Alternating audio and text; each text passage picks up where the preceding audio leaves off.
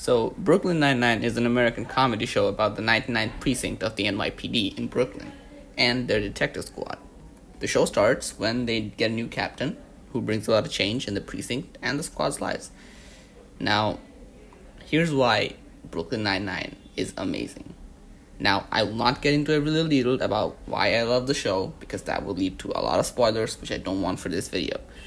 I want this video to be for people who haven't watched Brooklyn Nine-Nine yet and people who have watched Brooklyn Nine-Nine yet and just don't realize why they love it.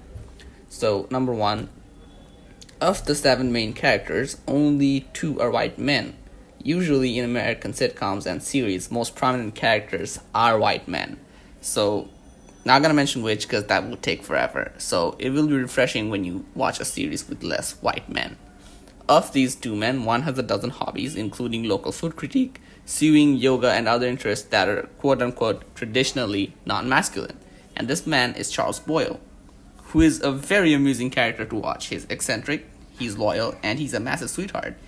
And he's not the most gifted guy, but he's incredibly hardworking, and that's a trait I respect very much, and he is incredibly fun to watch. Now, the other white man is Jake Peralta, who seems like an overconfident jerk at first, and later we find out that he's a massive softie, and most of his character arcs revolve around making him a better person. He learns to be mature, to be responsible, and becomes a better detective over time. And he's played by Andy Samberg to perfection, and is undoubtedly the funniest character in the show. Well. I hear you don't like answering questions, Marcos. That's fine by me, because I'm not asking. Oops, handle fell off. Let's grab that. Nope. So, looks like we're locked in. That's bad news for you, because you're trapped in here with a psycho. Has anyone tried it from the outside? Lock's broken. Gotta call facilities. Copy that, no rush. As I said, I got all the time in the world. It's a little warm in here, right? Do you feel any air coming out of that vent? I got nothing. We got an ETA on facilities? At least 45 minutes. And they've checked all this paint for lead, right? And the room for asbestos? I feel like I'm sucking on a tailpipe in here. Marcos! Everybody get away from the mirror! Come on! I can't breathe. Hey, calm down, man. I'll confess. Just stop freaking out. What? I did it. I robbed him. Boom! And that's how it's done. I was faking the whole thing to break him. I could have stayed in here forever. Good, because facility's gonna be a couple hours. We're gonna die in here! And a lot of Andy's real-life personality seeps into the series, and that makes the character more believable and lovable and more realistic.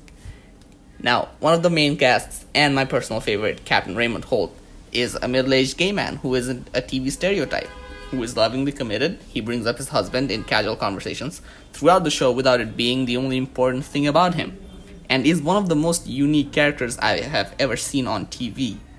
Like, ever. He's played by Andre Brochar. Now, for the people that don't know him, it's very unlikely for him to be in a comedy, because he's an actor who is very prominent in the theater scene of America. He mainly acts in plays, and he has a degree on theater from Stanford and friggin' Juilliard. Now, if you don't know what Juilliard is, look it up. And is considered to be a very serious actor who does serious roles, and that brings a very unique type of fun that I personally had never seen before. Now, I really can't explain why Raymond is so funny. I'll just show you. It's 9 a.m. Why is no one working? Amy Santiago is a few minutes late, and we're all trying to guess why. I like to play. I'd say she's in line at the bank. This is fun. It is fun, but you're all wrong. She clearly slipped through a subway grate and is having terrible sex with a mole man. There she is, Amy. Where have you been? We've been worried sick. Do you care to explain yourself? I'm just 70 seconds late. It's not a big deal. Don't worry about it. Santiago, you will tell us, and you will tell us now. There was a problem at the bank. Hot damn! On the topic of Raymond, I also absolutely love the character of Kevin, Captain Halt's husband. Played to perfection by Mark Evan Jackson. Both his portrayal and Michael Schur's writing is absolutely perfect because Kevin is an incredibly complimentary character for Holt while being a really good character on his own, and they are just absolutely adorable together. Now, every female character in this show has a distinct personality, goals and fears and aspirations, and all have multiple episodes focusing solely on exploring their characters and development. There's Amy Santiago. She's smart, she's nerdy, she's a teacher's pet, and super competitive. and always trying to prove that she's the best. She is an amazing cop, hellbent on being the youngest captain in the history of the NYPD. She is so nerdy and so awkward. It's awesome. She's absolutely adorable. And then there's Rosa. She's really cool. She's smart. She's closed off. Has a little bit of an anger issue.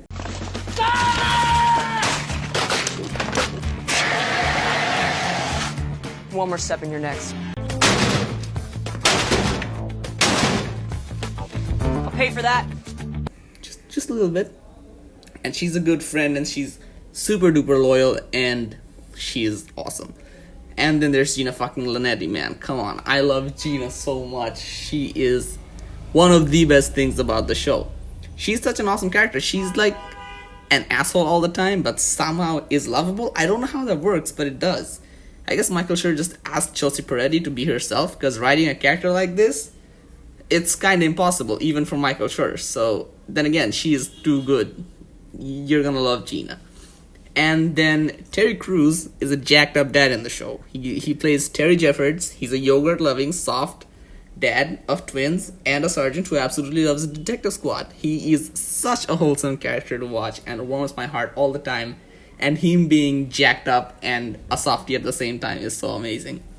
And then there's Hitchcock and Scully. They're part of the core group, but don't get much screen time or character development until later seasons, and even then, they're just side characters. But they're still fun to watch because they're so confused and oblivious all the time about everything.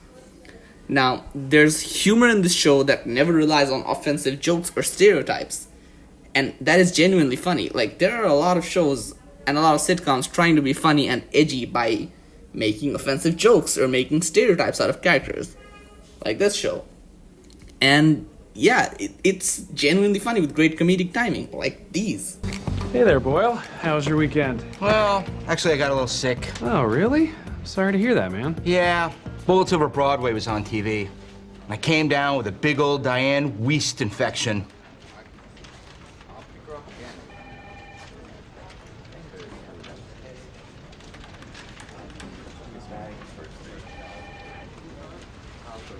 Like yeast! Now, there are multiple accounts of close friendships between men and women without any implications that there will be more, unlike some other shows that push Joey and Rachel together because they ran out of story to write. Because that's what it's like to be, man. That's what it's like in real life. Not all friendships have to turn into relationships. People are good friends. Again, looking at the show that pushes friends together, that's lame. Again, the few relationships that do exist between the main cast are developed naturally over time and actually feel like real relationships instead of being bad writing trying to push them together. Like that show. Now, of course, I'm not going to say between whom because that would ruin the show for y'all. All in all, it is an amazing comedy that I grew up watching. I have literally been watching this since I was 12. Yeah, man, I am really young, and this show started in 2013. Now, of course, you might say I'm a bit biased because I have been watching this show forever, but it is an amazing show. I mean, I'm a little bit biased, but it is amazing, and the first 5 seasons are just some of the best TV ever. 6 and 7 are a little bit, meh, but that's another video. So you should watch it, and you will not regret it, and that's a Peralta guarantee for y'all. Peace.